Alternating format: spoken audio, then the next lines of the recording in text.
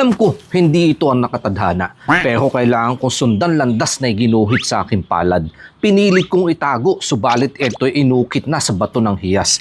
Sinubukan pabagsakin, ngunit lahat isa-isa ko lang pinitas na parang prutas. Dahil walang sino man kayang pantayan, taglay ko lakas. Hatol ng mga ninuno, nagpasyang ipatapon ako sa ibang teritoryo. Wala akong nagawa kundi pasukin mundo ng mga tao. Sa mga kanto natutunan tangkilikin pagkaing wala sa libro. Sarit-saring mga imbento binabalot ng kapangyarihan ni Meta. Lahat na silaw sa mataas na kita. Dito nagkaroon ng linaw ang mata. Lakas ay nabaliwala. Para mabuhay, diskarte ang nagpapaikot dito sa binagsakan kong planeta at yung iba humahakot ng male-maleta. Pero sa kabilang banda, eto ay pagmumulat kaya dito ako pinadala magkaroon ng lakas mga laki sa dilata.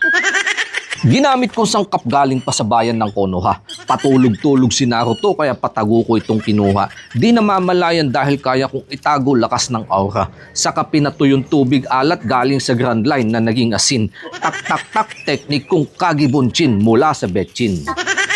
Dagdag na ang ketchup, toyo, mantika na palaman, kumatas ang tiyan dahil eto din gagamitin pamahid sa balat upang sarap din mabitin.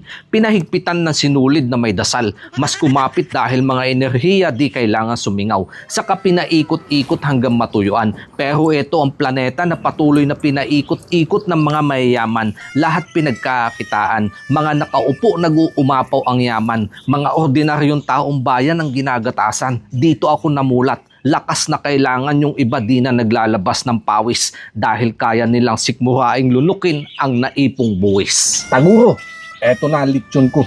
Magsaing ka na 100 sako. Yan po agad natin. Wow, ano po?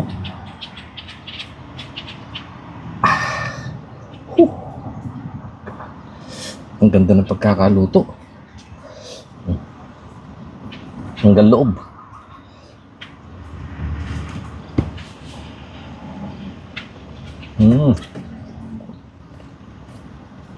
Ang lasa.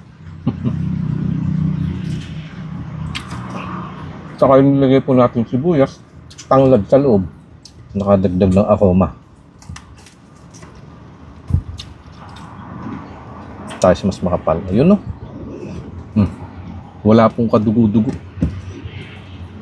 Pantay na pantay yung pagkakaluto. Toyo naman po yung sausawan ko. May asukal na pula, kalamansi, saka sibuyas.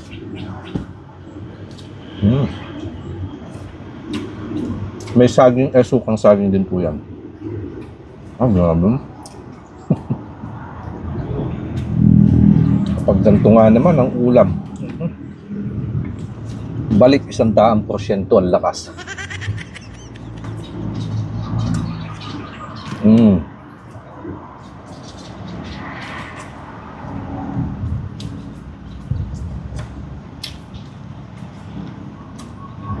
Kaya pati po yung pinahid na ketchup nga, toyo, nakadagdag din siya ng lasa.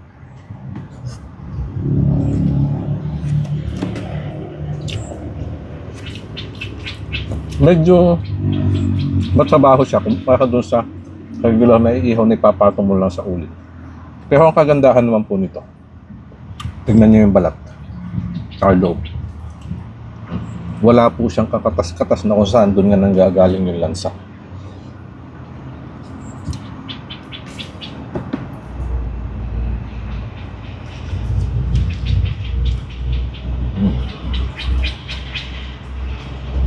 Panalo.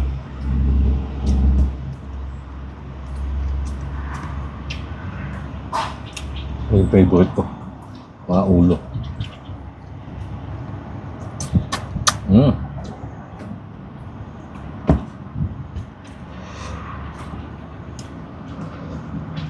Sausawan, ipahid-pahid dito sa bahaw kasama nga nitong laman.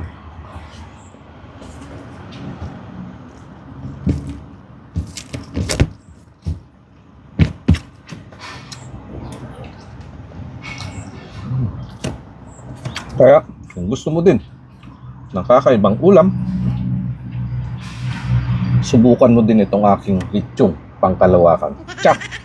Kapag natikman, manunumbalik na 100% ang lakas.